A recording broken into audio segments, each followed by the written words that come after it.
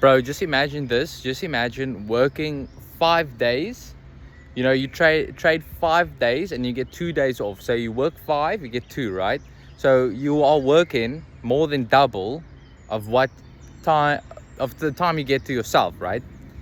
And I was thinking about this, over the course of my entrepreneurial journey. Think about, like, damn, I'm losing out somewhere, right?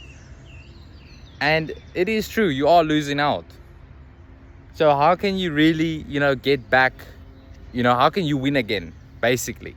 So essentially what you'll need to do is you'll need to add value to a market, to businesses, and you need to become someone of value. So there's two things you need to do. You need to put yourself in the appropriate spaces to learn, and also you need to put yourself in the appropriate frame of mind.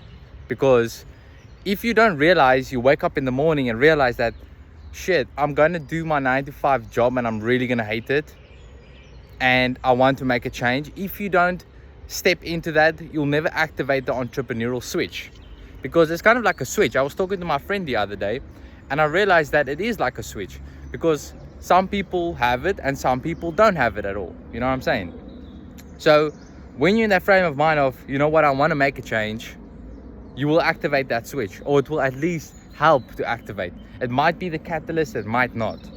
And then the other thing is really believing it. So you want to put yourself in positions where you're really going to believe it, right? Where it becomes something that's real. Because if you don't really believe that it can be real, or that it is possible, and you're limiting yourself, you will never be able to reach that step. You'll never be able to go to that next level. And over the last 4 years, I've been stuck. I've been stuck at a point where nothing was happening. And even recently, up until last year, I was getting to points where nothing was happening, and I was wondering, what's going on, why, right? And as I've just continued to believe in the process, apply myself, and put in some sort of effort from my side, then things seem to work out. And that's usually what happens. That's usually the process, is that you apply yourself, you try things, and then something seems to work out, right? So that's kind of your best bet to realize these things and make it a reality. Because unfortunately, not everyone is just going to instantly make 10K a month.